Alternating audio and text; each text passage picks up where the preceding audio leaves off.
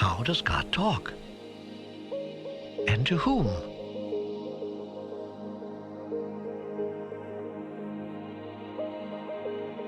I talk to everyone. All the time. The question is not to whom do I talk, But who listens?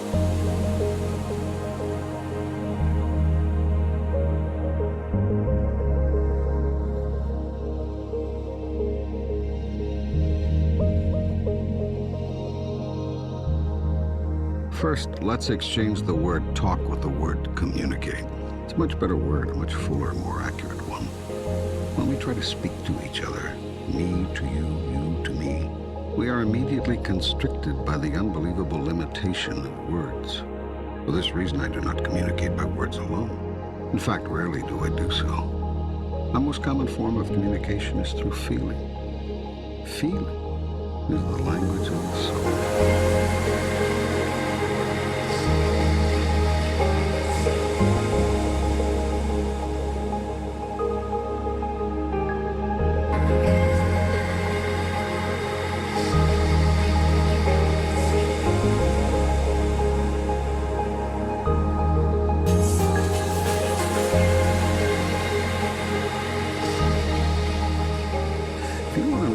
True for you about something, look to how you're feeling about it. Feelings are sometimes difficult to discover, and often even more difficult to acknowledge.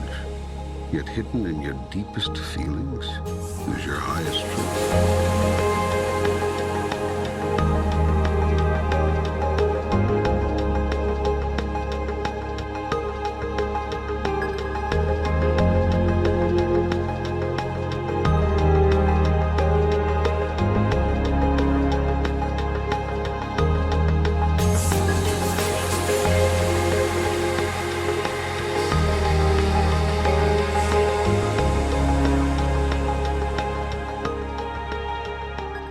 Also communicate with thought. In communicating with thought, I often use images and pictures. For this reason, thoughts are more effective than mere words as tools of communication.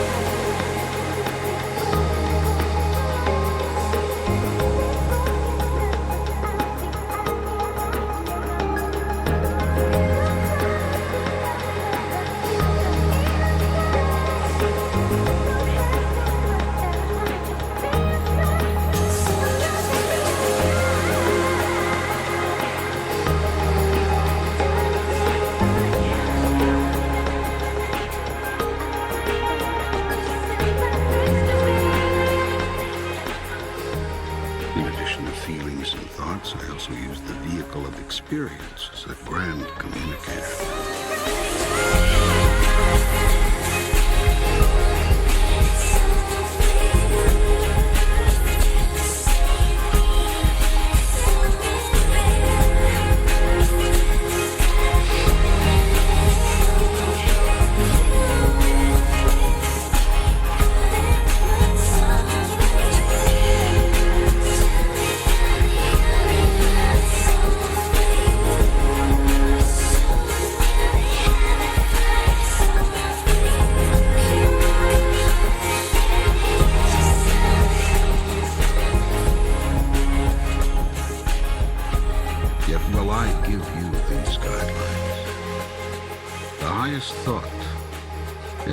That thought which contains joy. The clearest words are those words which contain truth. The grandest feeling is that feeling which you call love. Joy, truth, love.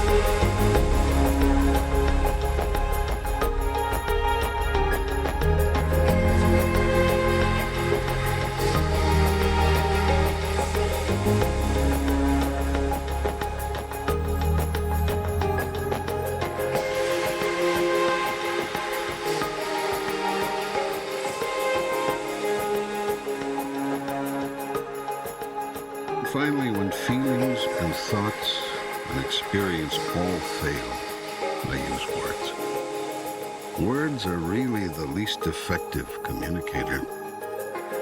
They are most open to misinterpretation, most often misunderstood. Why is that? It is because of what words are. Words are merely utterances, noises that stand for feelings, thoughts, and experience. They're symbols, signs, insignias. They're not truth. They're not the real thing. Words may help you understand something. Experience allows you to know. Yet there are some things you cannot experience. So I've given you other tools of knowing, and these are called feelings. And so too, thoughts. Now the supreme irony here is that you've all placed so much importance on the Word of God, and so little on the experience. In fact, you place so little value on experience that when what you experience of God differs from what you've heard of God, you automatically discard the experience and own the words, when it should be just the other way around. Your experience and your feelings about a thing represent what you factually and intuitively know about that thing. Words can only seek to symbolize what you know, and can often confuse what you know. These, then, are the tools with which I communicate. Yet they are not the methods. For not all feelings, not all thoughts, not all experience, and not all words are from me. Many words have been uttered by others in my name. Many thoughts and many feelings have been sponsored by causes not of my direct creation. Many experiences result from these. The challenge is one of discernment. The difficulty is knowing the difference between messages from God and data from other sources. Discrimination is a simple matter with the application of a basic rule. Mine is always your highest thought, your clearest word, your grandest feeling. Anything less is from another source.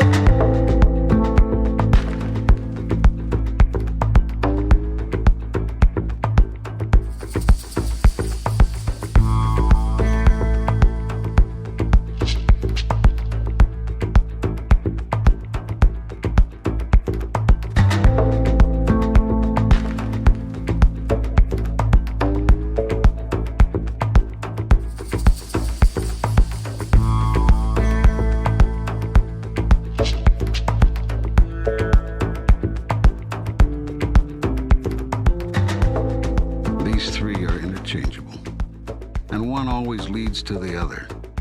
It matters not in which order they are placed. Having with these guidelines determined which messages are mine and which have come from another source, the only question remaining is whether my messages will be heeded. Most of my messages are not. Some because they seem too good to be true.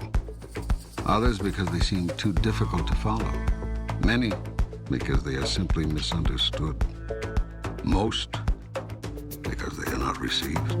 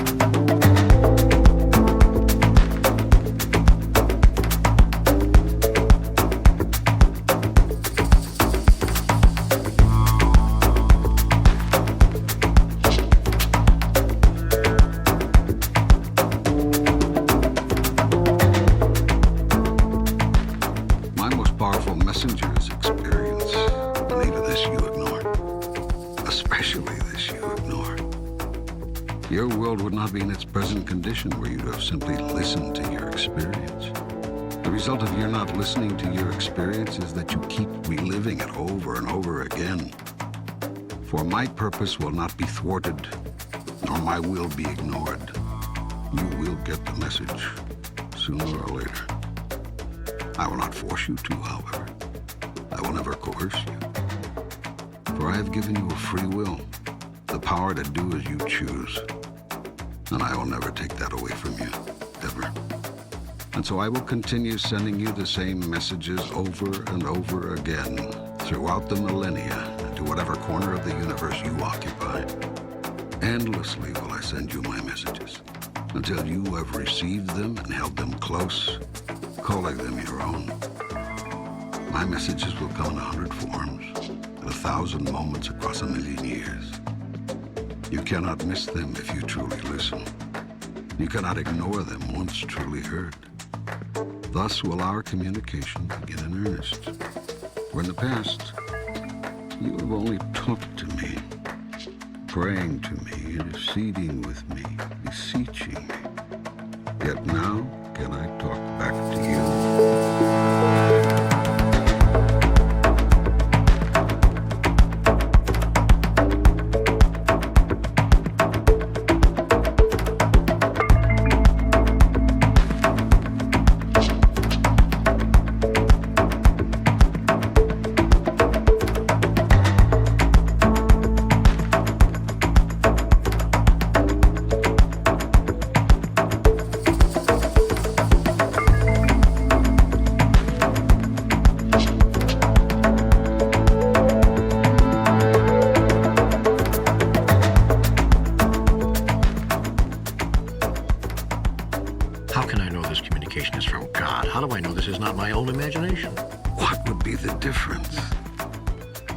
See that I could just as easily work through your imagination as anything else?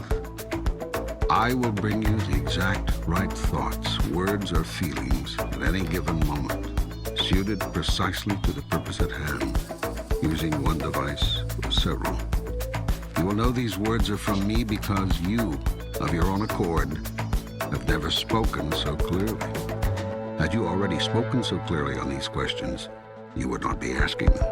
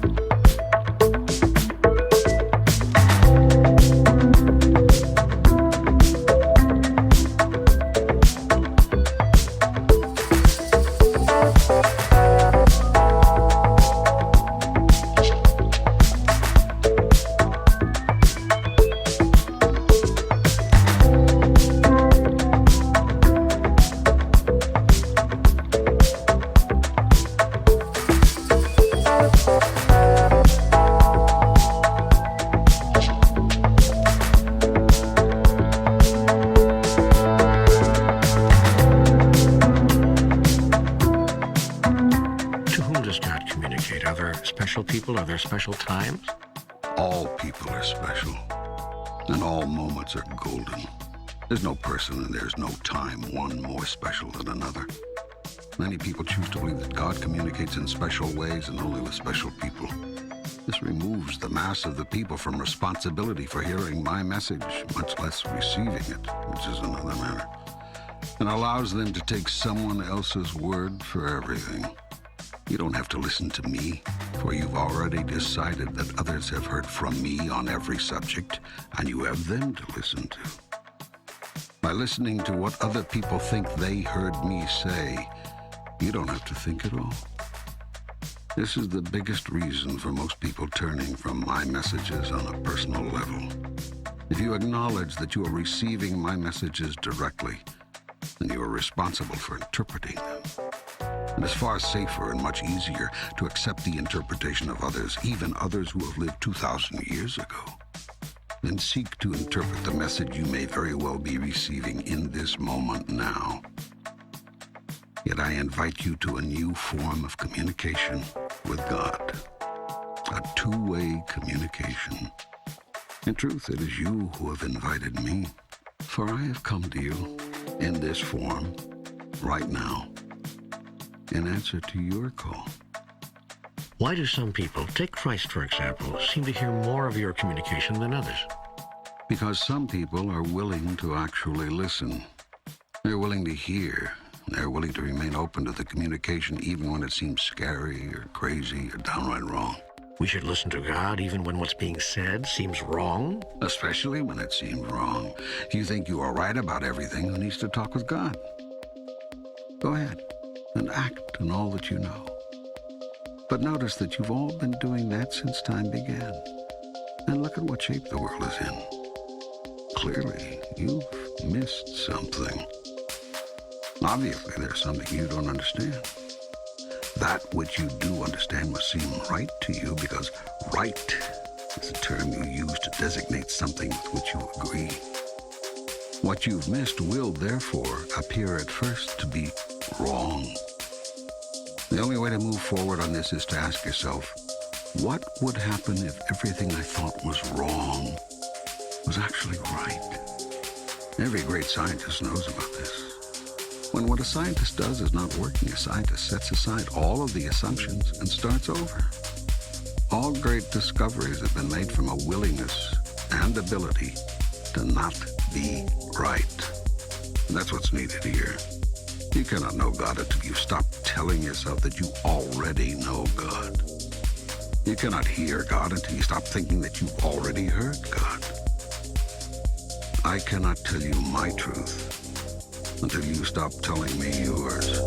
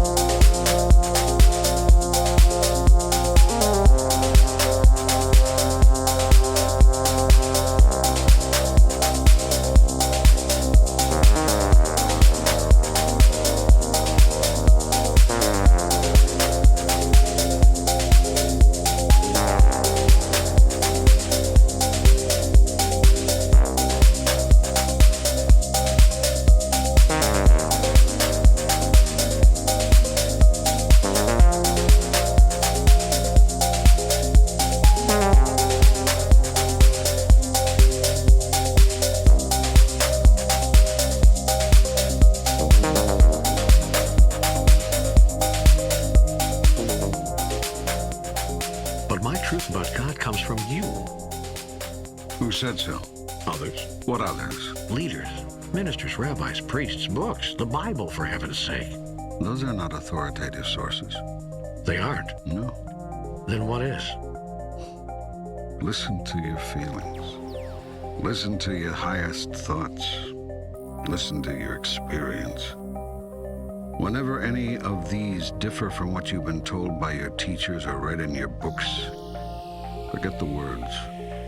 Words are the least reliable purveyor of truth.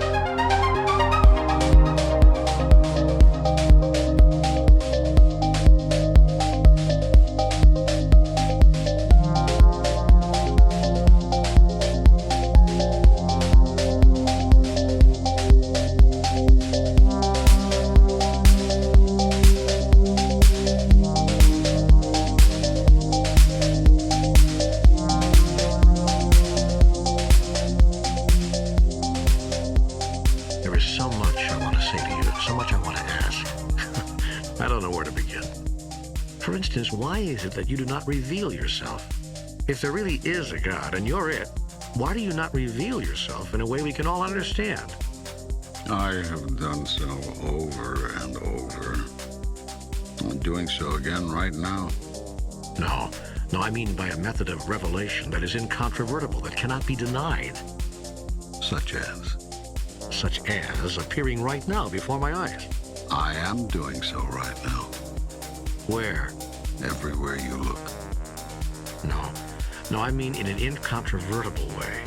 What way would that be? In what form or shape would you have me appear? In the form or shape you actually have. That would be impossible. For I have no form or shape you understand. I could adopt a form or shape that you could understand. But then everyone would assume that what they have seen is the one and only form and shape of God, rather than a form or shape of God, one of many. People believe I am what they see me as, rather than what they do not see. But I am the great unseen, not what I cause myself to be in any particular moment. In a sense, I am what I am not. It is from the am-notness that I come, and to it I always return. Yet when I come in one particular form or another, a form in which I think people can understand me, people assign me that form forevermore. And should I come in any other form to any other people, the first say I did not appear to the second, because I did not look to the second as I did to the first, nor say the same thing. So how could it have been me? You see, then it matters not in what form or in what manner I reveal myself. Whatever manner I choose and whatever form I take, none will be incontrovertible. But if you did something that would evidence the truth of who you are beyond doubt or question, there are still those who would say it is of the devil, or simply someone's imagination, or any cause other than me. If I revealed myself as God Almighty, King of heaven and earth, and moved mountains to prove it, there are those who would say, it must have been Satan. And such is as it should be. For God does not reveal God's self to God's self from or through outward observation, but through inward experience. And when inward experience has revealed God's self, outward observation is not necessary. And if outward observation is necessary, inward experience is not possible. If then revelation is requested, it cannot be had. For the act of asking is a statement that it is not there, that nothing of God is now being revealed. Such a statement produces the experience. For your thought about something is creative and your word is productive, and your thought and your word together are magnificently effective in giving birth to your reality. Therefore shall you experience that God is not now revealed, for if God were, you would not ask God to be.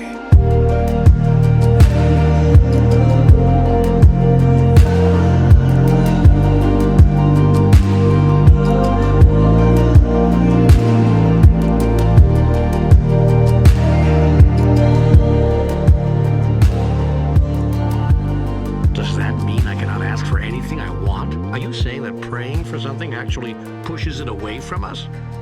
This is a question which has been asked through the ages, and has been answered whenever it has been asked. Yet you have not heard the answer, or will not believe it. The question is answered again in today's terms and today's language, thusly: you will not have that for which you ask, nor can you have anything you want.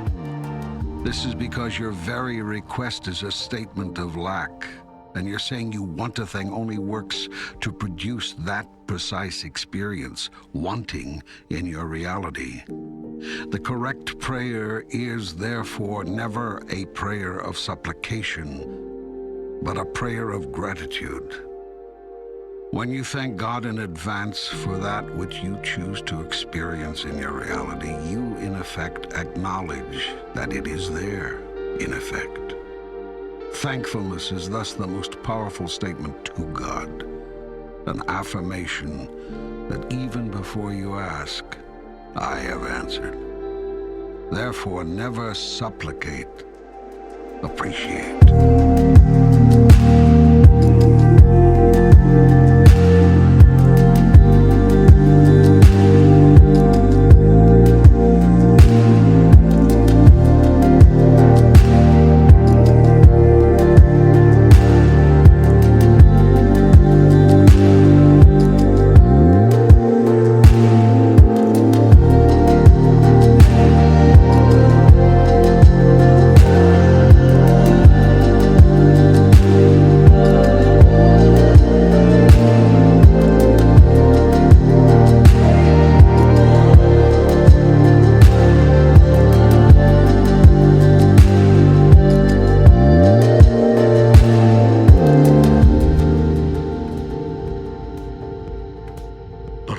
Grateful to God in advance for something and it never shows up. That could lead to disillusionment and bitterness. Gratitude cannot be used as a tool with which to manipulate God, a device with which to fool the universe. You cannot lie to yourself. Your mind knows the truth of your thoughts. You're saying, thank you, God, for such and such, all the while being very clear that it isn't there in your present reality. You can't expect God to be less clear than you, and so produce it for you. God knows what you know, and what you know is what appears as your reality.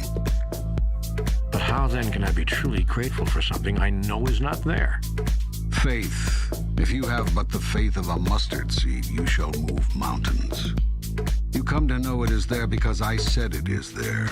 Because I said that even before you ask, I shall have answered. Because I said and have said to you in every conceivable way, through every teacher you can name, that whatsoever you shall choose, choosing it in my name, so shall it be.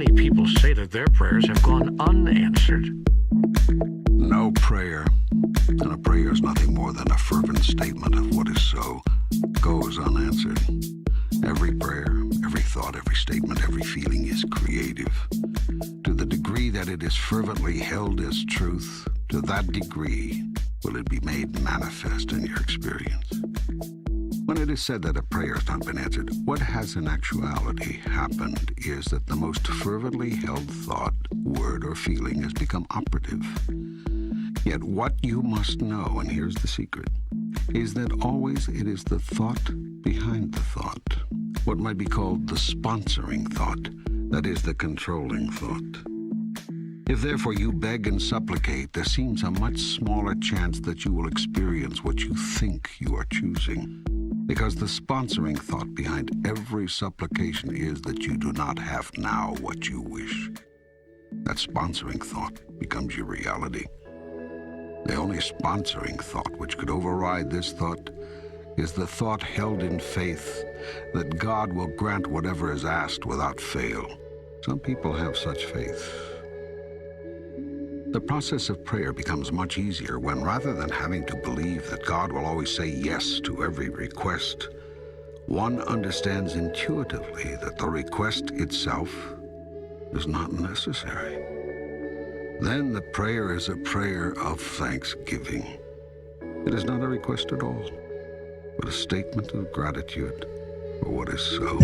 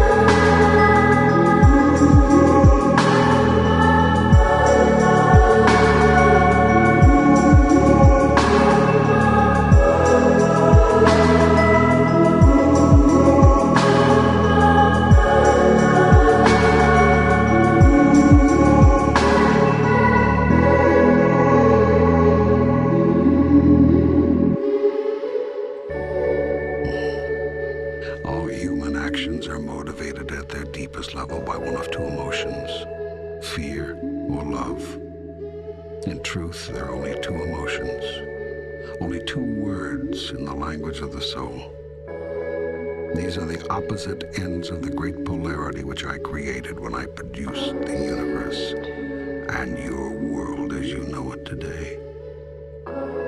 These are the 2 points, the alpha and the omega, which allow the system you call relativity to be.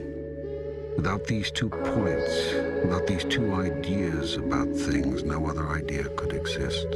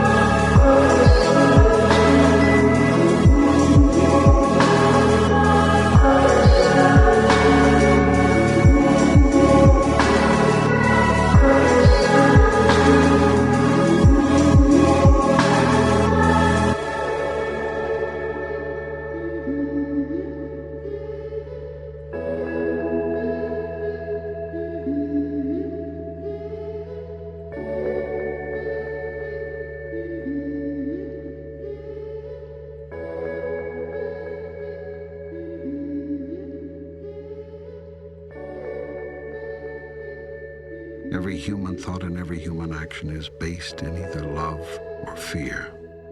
There's no other human motivation, and all other ideas are but derivatives of these 2. They are simply different versions, different twists on the same theme. Think on this deeply, and you will see that it is true. This is what I have called the sponsoring thought. It is either a thought of love or fear. This is the thought behind the thought behind the thought. It is the first thought. It is prime force. It is the raw energy that drives the engine of human experience.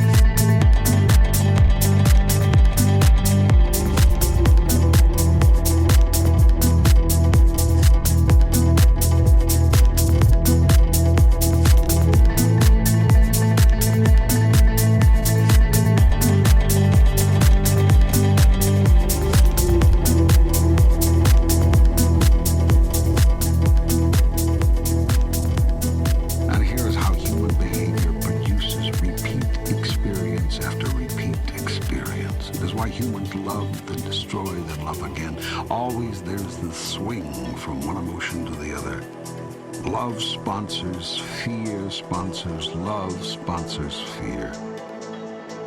And the reason is found in the first lie.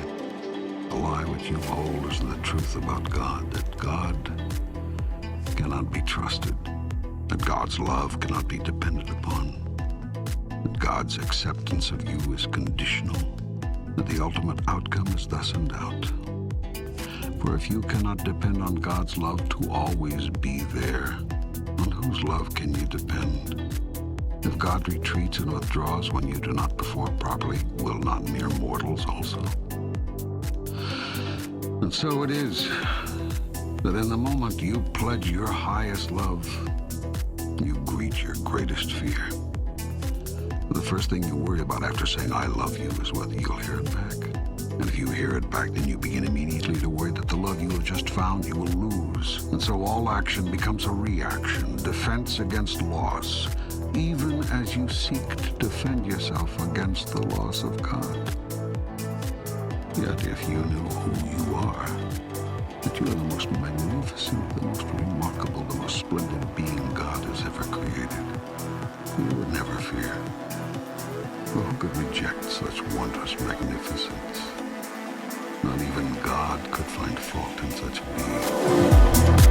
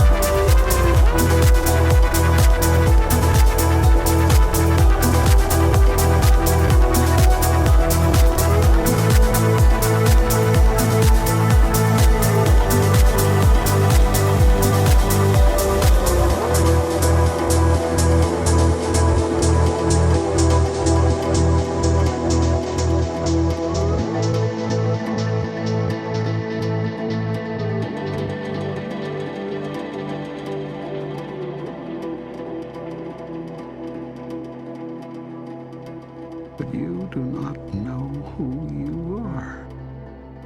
And you think you are a great deal less. Where did you get the idea of how much less than magnificent you are? And the only people whose word you would take on everything from your mother and your father. These are the people who love you the most. Why would they lie to you? Yet have they not told you that you are too much of this and not enough of that? Have they not reminded you that you are to be seen and not heard? Have they not scolded you in some of the moments of your greatest exuberance? And did they not encourage you to set aside some of your wildest imagining? These are the messages you've received. And though they do not meet the criteria and are thus not messages from God, they might as well have been. For they have come from the gods of your universe, surely enough. It was your parents who taught you that love is conditional. You have felt their conditions many times, and that is the experience you take into your own love relationships. It is also the experience you bring to me.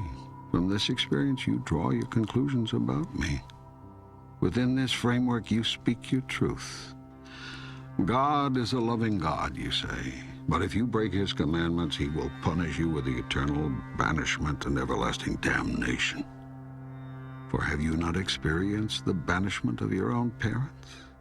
Do you not know the pain of their damnation? How, then, could you imagine it to be any different with me? You have forgotten what it was like to be loved without condition. You do not remember the experience of the love of God. And so you try to imagine what God's love must be like, based on what you see of love in the world. You have projected the role of parent onto God, and have thus come up with a God who judges and rewards or punishes based on how good he feels about what you've been up to. But this is a simplistic view of God, based on your mythology. It has nothing to do with who I am.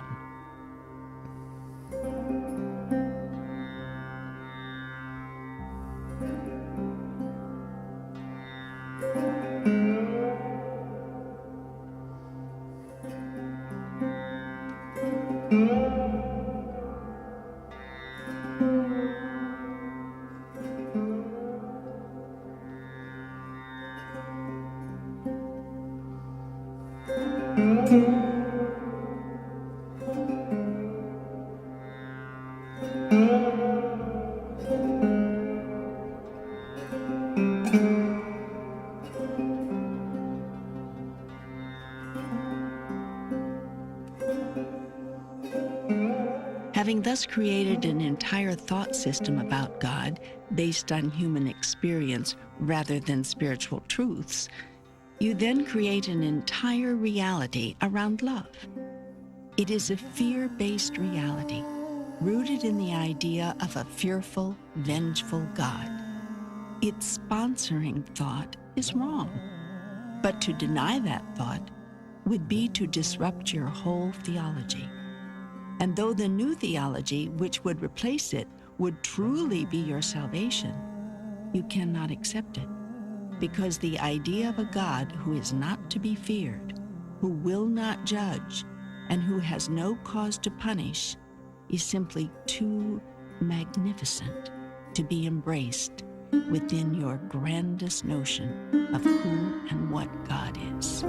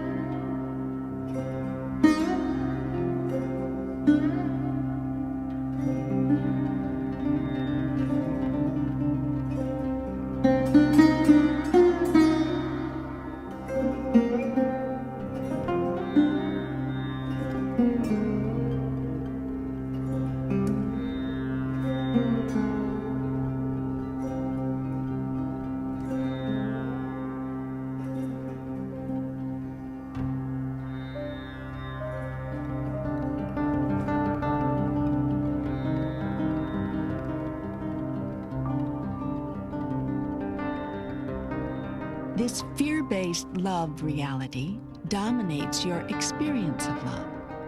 Indeed, actually creates it.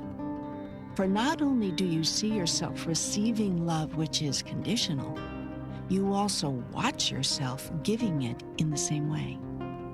And even while you withhold and retreat and set your conditions, a part of you knows this is not what love really is. Still, you seem powerless to change the way you dispense it. You've learned the hard way, you tell yourself, and you'll be damned if you're going to leave yourself vulnerable again. Yet the truth is, you'll be damned if you don't. By your own mistaken thoughts about love, do you damn yourself never to experience it purely?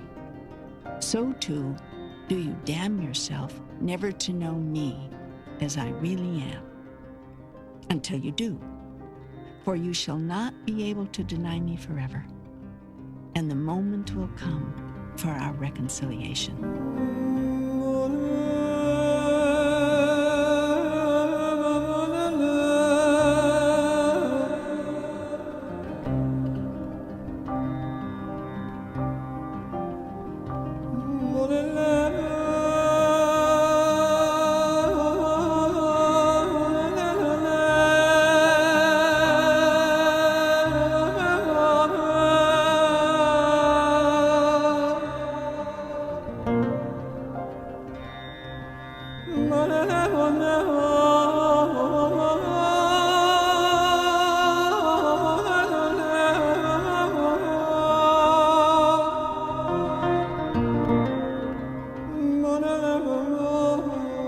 Every action taken by human beings is based in love or fear, not simply those dealing with relationships.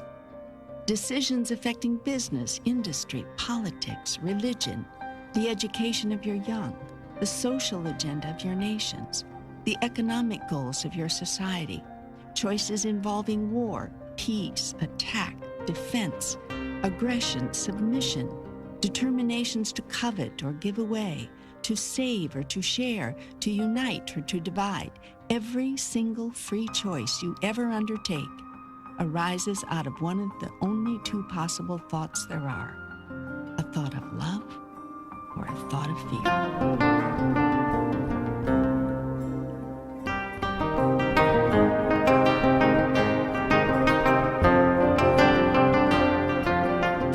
Is the energy which contracts, closes down, draws in, runs, hides, hoards, harms. Love is the energy which expands, opens up, sends out, stays, reveals, shares, heals. Fear wraps our bodies in clothing. Love allows us to stand naked. Fear clings to and clutches all that we have. Love gives all that we have away. Fear holds close. Love holds dear. Fear grasps. Love lets go. Fear rankles. Love soothes. Fear attacks. Love amends.